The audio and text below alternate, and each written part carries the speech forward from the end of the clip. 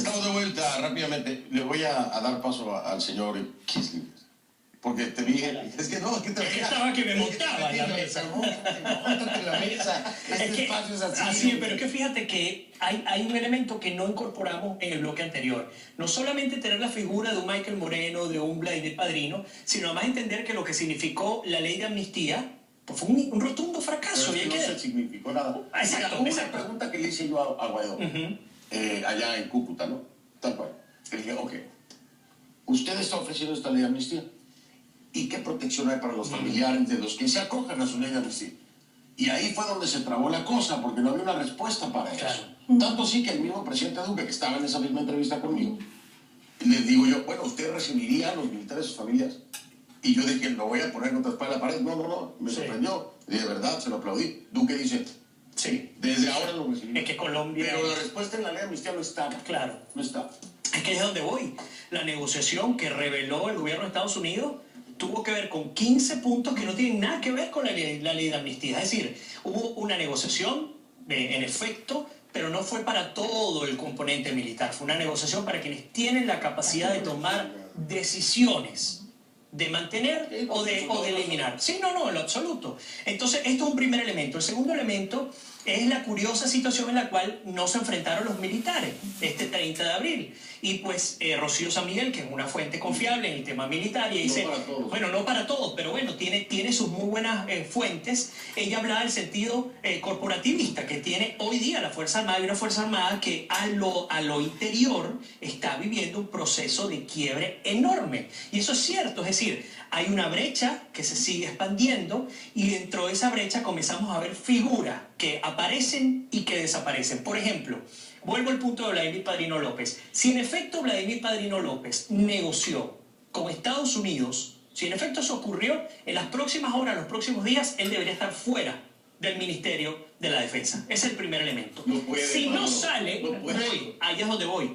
Si no sale, se comprueba la tesis en la cual, como lo comentabas al principio, la Fuerza Armada está llegando a un punto en el que no está obedeciendo la orden de mando de Maduro, por ilegitimidad, por lo que querramos decir. Ahora, al principio, Vilma decía, es que no es posible que Estados Unidos y que Rusia esté negociando, y también mi tocayo, sobre Venezuela. Eso indigna a cualquier venezolano. No, yo no dije eso. Perdón, Vladimir. Y digo, sí, pero en la práctica hay una realidad allí. La realidad es que sin duda tienen intereses. Rusia tiene $20.000 millones metidos en Venezuela, y a diferencia de Cuba, Cuba no tiene nada que negociar. Porque Cuba no puede cobrar absolutamente nada, pero Rusia pierde muchísimo, pero no está en posibilidad de negociar. Lo pierde todo y ya. Por eso es que ya se están preparando para lo peor en Cuba. Puede decir a Trump, ok, pero páguenme todo lo que me deben. Es que ahí es donde va el punto. Fíjate algo interesante. China, una figura tan importante como China, que ha estado bajo perfil en el tema militar. ¿Por qué? Porque sabemos los intentos. Bueno, pero por supuesto, pero al fin y al cabo, Estados Unidos, Rusia y China se pueden entender económicamente. Ahora, ese es, digamos, un bloque dentro de toda esta construcción que estamos manejando. Conversando con algunas fuentes en Venezuela, hablaban, por ejemplo, sobre lo que va a pasar la semana que viene, lo que probablemente pudiera ocurrir la semana que viene. Y eso partía, más allá de los paros escalonados, que sinceramente debo decir, no tenían pegada, porque en Venezuela el país está parado, es decir, o por la luz o por los recortes que hace el régimen, es decir, ahí no vamos a tener ningún tipo de pegada. Me parece que lo que se está procurando hoy día es mantener a la gente en la calle, mantener a la gente ocupada, respaldando, porque en el momento que salgamos, pues obviamente se pierde todo el trabajo, mientras que se avanza en procesos de negociación. Y un elemento fundamental era lo que iba a ser, no sé si se va a dar a partir de esta conversación entre Putin y Trump, pero lo que iba a ser la conversación entre Sergei Lavrov y Mike Pompeo. Ese elemento la semana que viene sí, pero no sabemos si pueda darse de nuevo. Iba a ser determinante porque tal vez el juego se destranca partiendo por estas dos figuras, no en términos de intervención internacional, sino en términos de la capacidad que tiene cada quien de incidir en la política doméstica en Venezuela, porque es una gran realidad. Así es. Pero yo sí creo que el tema de la negociación, por cierto, Fernando, no es que lo estemos planteando nosotros, es lo que se está dando incluso en la comunidad internacional, porque a mí me molesta, por ejemplo, cuando los venezolanos, mi país, mi gente, yo misma, nos desesperamos y decimos que invoque Guaidó el 187.11.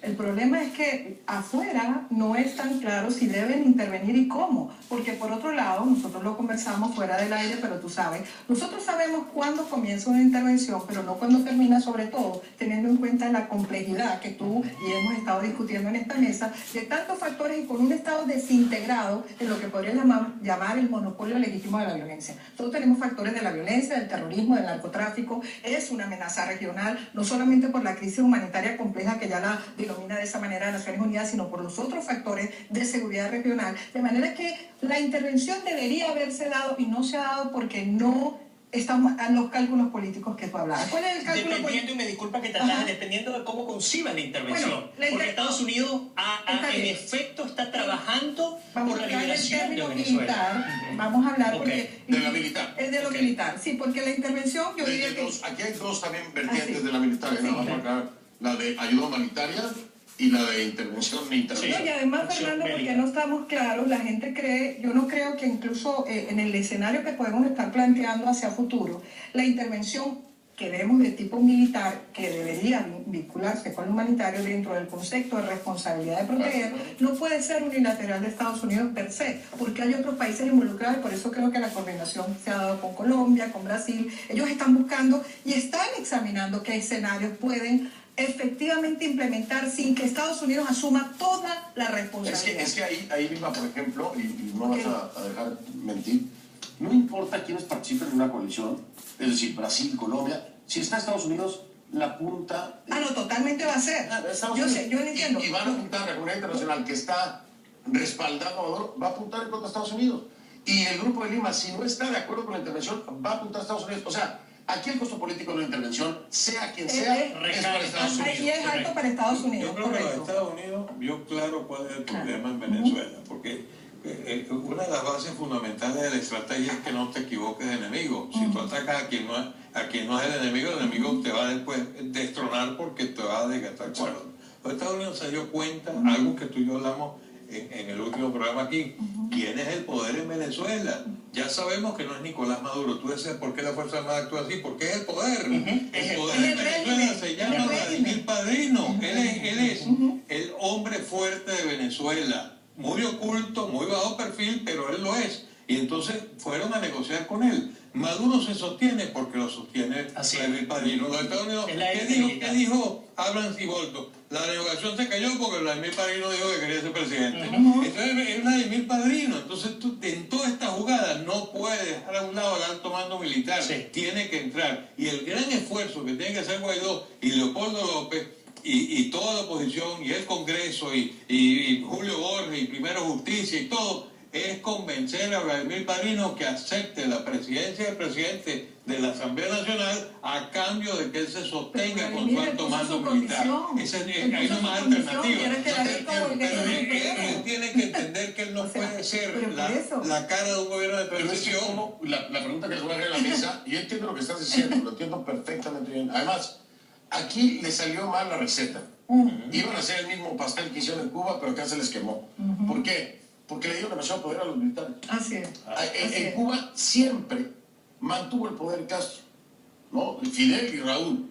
Les dieron la tajada que necesitaban los militares para tenerlos de su lado, les dieron los negocios para que tuvieran una... Y creó dos ejércitos. Mantuvieron, claro, el del interno y el de defensa. Había uno que siempre era el mayor peso. Acá les dieron demasiado y fueron muchos los militares a los que les dieron. Y ahora el poder lo tienen ellos. Porque cada vez es mayor el costo de mantenerse en el poder. La pregunta que les voy a hacer, y la dejo en la mesa para ir a la pausa, es dejar a Vladimir Padrino en esta negociación para poder salir de los demás, ¿da alguna garantía de que van a cambiar las cosas en Venezuela? Porque después, ¿cómo lo controlas? Pausa. Pausa y regreso a la pregunta que hago. Nada, pausa. Ya ven.